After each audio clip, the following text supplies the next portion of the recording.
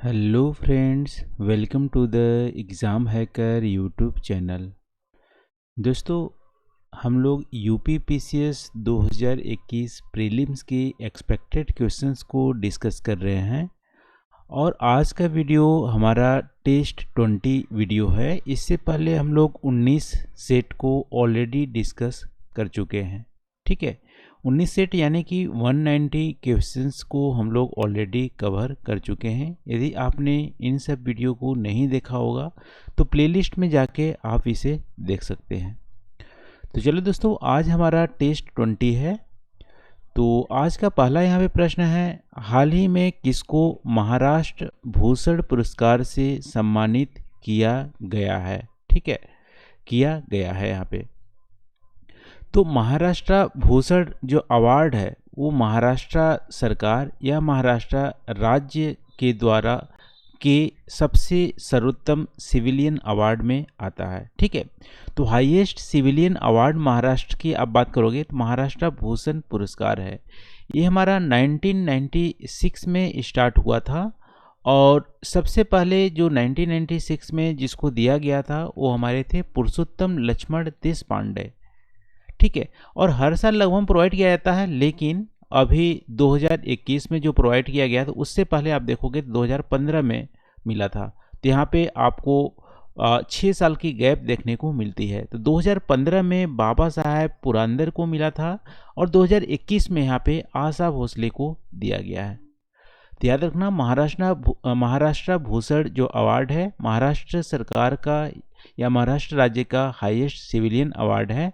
1996 में स्टार्ट हुआ था, उस समय पुरुषोत्तम लक्ष्मण देशपांडे को दिया गया था। अभी पिछला बार 2015 में दिया गया है और अभी 2021 में आशा भोसले को दिया गया है। ठीक है, तो इसका आंसर 1 का हमारा सी हो जाएगा। आप कमेंट करके जरूर बताना कि मोहन कृष्ण बोहरा को अभी रिसेंट में कौन सा पुरस्कार दिया गया है। रजनीकांत को भी कुछ पुरस्कार यहाँ पे दिया गया है। शरण कुमार लिम्बाले को भी दिया गया है। ठीक है, कौन सा पुरस्कार इन तीनों को दिया गया है आप कमेंट करके बताना। वैसे आशा भोसले को यहाँ पे महाराष्ट्र भूषण पुरस्कार दिया गया है 2021।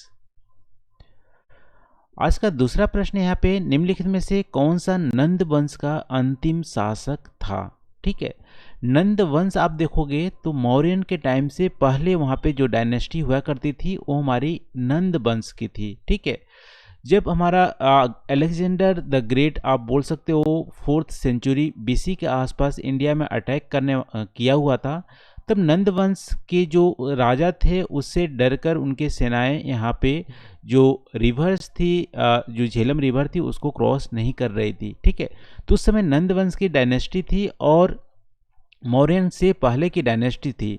और ये अंतिम शासन आप बोल सकते हो धनानंदा। ठीक है, धनानंदा यानी कि धन इनके पास ज़्यादा थी। धनानंदा को इन्होंने चंद्रगुप्ता जो मौर्य थी वो ओवरथ्रोन इसको किए थे और यहाँ पे मौर्यन डायनेस्टी की हमारा न्यू रखा गया था।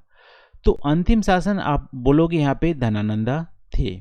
ठीक है, और यदि पहला शासन पूछा जाए नंदा डायनेस्टी की तो हमारी महादमापति, ठीक है, या उग्र सेना भी बोलते हैं, वो हमारी पहले शासक थे नंदवंश का।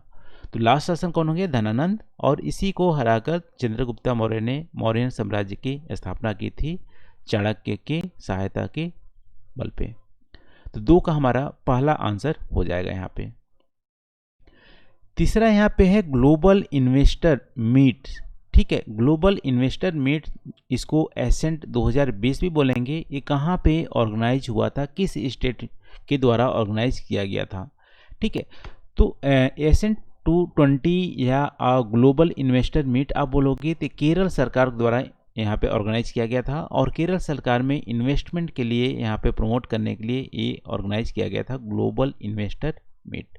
ठीक है, तो 3 का हमारा बी यहाँ पे आंसर हो जाता है।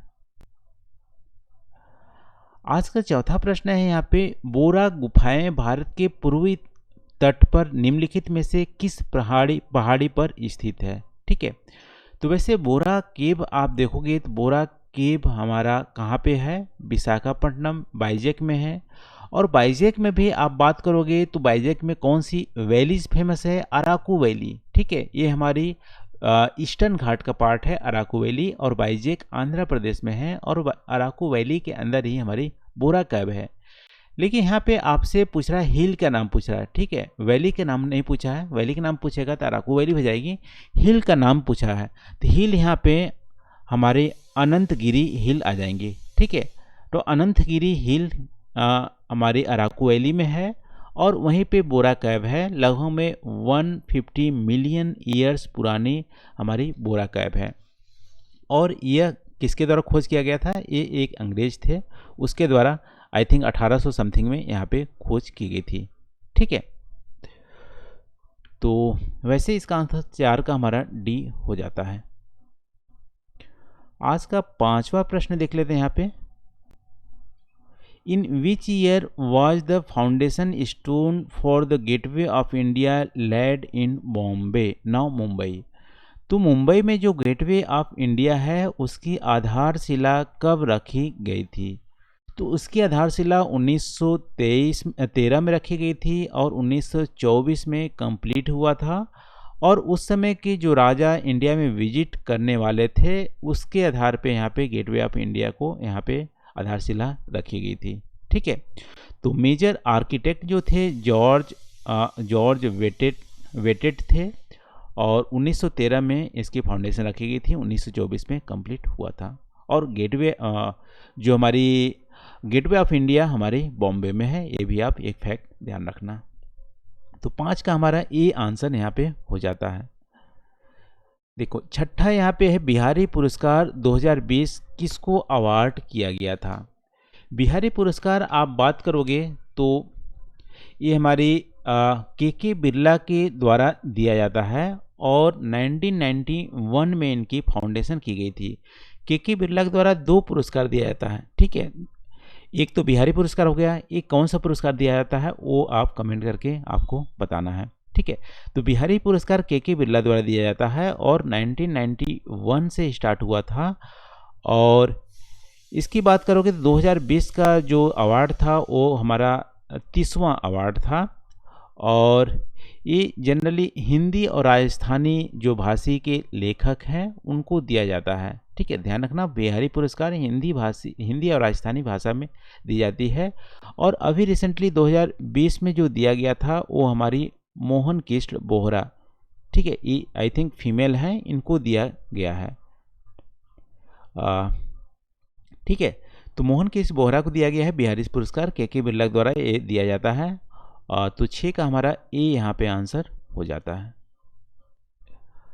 आज का 7वां यहाँ पे दोस्तों, कश्मीर की घाटी किसके बीच स्थित है? तो बहुत बार एग्जाम में पूछ लिया जाता है और ये पूछा भी गया है, ठीक है। कश्मीर की घाटी आप बात करोगे तो वैसे आप देखोगे हिमालयन की, तो हिमालयन की सबसे नदन पार्ट में, वैसे नदन पार्ट आप बोलोगे जो कि अभी पीओके में है, पाकिस्तान ऑक्युपाइड कश्मीर में है, वहाँ पे आप देखोगे तो काराकोरम रेंज पाई जाती है, ठीक है। उसके बाद आप देखोगे उसके सदर में आओगे तो हमारी लद्दाख की रेंज है, इसके बाद हमारी जास्कर की रेंज है, ठीक है। तो काराकोरम, लद्दाख और जास्कर ये हमारी आप बोलोगे हिमालयन का पार्ट नहीं है, हिमालयन के नदर्न साइड में स्थित है 2 रेंजेस, कौन सी? काराकोरम, लद्दाख और जास्कर। इसके बाद हमारी ग्रेटर हिमालय या हिमाद्री स्टार्ट होती है, जो कि कंटिन्यूअस, और यहीं पे माउंट एवरेस्ट हमारा लोकेटेड है, ठीक है। तो ये हमारा हो गया हिमाद्री। और इसके बाद आप देखोगे तो इधर हमारी पीर पंचाल हो गई, फिर हमारी धौलाधार हो गई, फिर शिवालिक हमारे शिवालिक की हो गई। तो जो पीर पंचाल है और जो हमारा ग्रेटर हिमालय हिमाद्री है, इसके बीच में हमारी कश्मीर की वैली लोकेटेड है। तो यहाँ पर आंसर देख लेते हैं, हमारी हिमाद्री या ग्रेटर हिमालय इसको बोलेंगे, और पीर पंजाल इसके बीच में हमारा कश्मीर की वैली लोकेटेड है। तो 7 का हमारा बी यहाँ पे आंसर हो जाता है, ठीक है। और आप कमेंट करके जरूर बताना कि महाभारत रेंज कहाँ पे लोकेटेड है, धौलाधार कहाँ पे लोकेटेड है, ठीक है। कांगड़ा इसको मैं बता देता हूँ, ये हिमाचल प्रदेश में लोकेटेड है, लेकिन आपको महाभारत रेंज किसको बोलते हैं और धौलाधार रेंज कहाँ पे लोकेटेड है, दोनों को आपको कमेंट करके बताना है। वैसे 7 का आंसर हमारा बी हो जाता है, पीर पंजाल और हिमाद्री रेंज। आज का 8वां प्रश्न है यहाँ पे, यमुना नदी के निम्नलिखित सहायक नदियों पर विचार कीजिए और उसे पश्चिम से पूर्व की ओर व्यवस्थित कीजिए। यानी कि जो यमुना की ट्रिब्यूटरी हैं उसको वेस्ट टू ईस्ट ऑर्गेनाइज करना है। तो यमुना रिवर की बात करें तो यमुनोत्री से हमारी उत्तराखंड से ये ओरिजिनेट होती है और इसकी मेजर जो ट्रिब्यूटरी हैं सबसे वेस्टर्न पार्ट में आप देखोगे तो ये हमारी चंबल है। ठीक है, चंबल की भी ट्रिब्यूटरीज की बात करो तो ये हमारी बनास रिवर है, फिर हमारी ये काली सिंध है, फिर ये बात करोगे पार्वती, ये हमारे चंबल की ट्रिब्यूटरी है। कौन सी? ये हमारी पार्वती हो गई, ये हमारी हो गई काली सिंध और ये हमारी बनास। ठीक है, तो ये हमारी चंबल हो गई। तो सबसे वेस्टर्न पार्ट में यमुना की चंबल है। इसके बाद आप बात करोगे तो हमारी सिंध नदी है, फिर हमारा बेतवा है, ये हमारा सिंध हो गया, ये हमारा बेतवा हो गया। ठीक है, फिर इसके बाद बात करोगे तो यहाँ पे एक छोटी सी रिवर धसन है और फिर हमारा केन हो गया। तो केन बेतवा की बात करते हैं तो केन हमारा आता है किधर? ईस्टर्न पार्ट में। ठीक है, तो ये हमारी बेतवा, ये बेतवा, ये हमारी धसन हो गई। अब देखो वेस्ट टू ईस्ट ऑर्गेनाइज करोगे तो हमारी इसमें सबसे आएगी कौन सी? चंबल, फिर इसके बाद आएगी सिंध, फिर हमारा बेतवा, फिर हमारा केन। ठीक है, तो चंबल 4 पहले आ जाएगा, ये हमारा आंसर हो जाएगा 4 3 1 2। तो 8 का हमारा ए आंसर हो जाएगा। ये हमारी यमुना नदी की सहायक नदियों का वेस्ट टू ईस्ट हमारी अरेंजमेंट है। फिर अब गंगा रिवर की बात की जा रही है। गंगा नदी के निम्नलिखित सहायक नदियों पर विचार कीजिए और उसे पश्चिम से पूर्व की ओर व्यवस्थित कीजिए। तो मान लो ये हमारी गंगा रिवर है। गंगा रिवर की जो राइट बैंक ट्रिब्यूटरीज हैं, सॉरी लेफ्ट बैंक ट्रिब्यूटरी है, वो हमारी सबसे पहले आती है रामगंगा। ठीक है, तो ध्यान रखना रामगंगा सबसे पहले आती है। इसके बाद हमारी गोमती आएंगी, फिर हमारा आएगा घाघरा, फिर हमारी आएंगी गंडक, फिर हमारे आएंगी कोसी। तो रामगंगा, गोमती और फिर घाघरा, गंडक और हमारा कोसी। इसको आप कमेंट करके बताना कि इसका कोई मेमोराइज करने का शॉर्ट फॉर्म है, कोई ट्रिक है तो आप कमेंट करके जरूर बताना। ठीक है, तो सबसे पहले वैसे हमारी रामगंगा आएंगी, फिर हमारी गोमती आएंगी, फिर हमारा घाघरा आएगा, फिर गंडक, फिर हमारी आएगी कोसी। तो वैसे 1 2 3 4 हमारा आ जाएगा। 9 का बी यहाँ पे आंसर हो जाता है। ठीक है, आप कमेंट करके जरूर बताना कि गंगा की ट्रिब्यूटरीज को मेमोराइज करने के लिए कोई भी ट्रिक आपके पास है कि नहीं। तो आज का 10वां प्रश्न है और लास्ट प्रश्न है यहाँ पे, विश्व के निम्नलिखित में से किस क्षेत्र में खट्टे फलों का उत्पादन अच्छी तरह से विकसित है?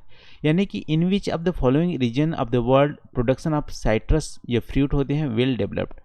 तो साइट्रस जो फ्रूट हैं या हमारे ग्रेप आप बोल सकते हो, ये सबसे ज़्यादा कहाँ? मेडिटेरियन रीजन में हमारे वेल डेवलप्ड हैं। यहाँ पे मेडिटेरियन रीजन हमारी यूरोप की जो मेडिटेरियन सी है उसके अराउंड में पाई जाती है। इसलिए फेमस है क्योंकि यहाँ पे विंटर में बारिश होती है और समर में बारिश नहीं होती है। और जो खट्टे फल होते हैं विंटर में ही उगते हैं और विंटर में यदि बारिश हो जाती है तो सोने पे सुहागा आप बोल सकते हो। इसलिए यहाँ पे साइट्रस फ्रूट जो है बहुत ज़्यादा वेल डेवलप्ड है मेडिटेरियन रीजन में। तो 10 का हमारा सी यहाँ पे आंसर हो जाएगा। तो ये रहा दोस्तों आज का 10 प्रश्न। आज हम लोग यहाँ पे 20 सेट जो हमारी थी उसको हम लोग कवर किए हैं। टोटल अभी तक हमारी 200 क्वेश्चंस हमारी कवर हो चुकी हैं। तो आज के लिए बस इतना ही। कमेंट करके आप जरूर बताना वीडियो कैसी लगी। Thank you for watching. मिलते हैं अगले वीडियो में नए टॉपिक के साथ। Thank you.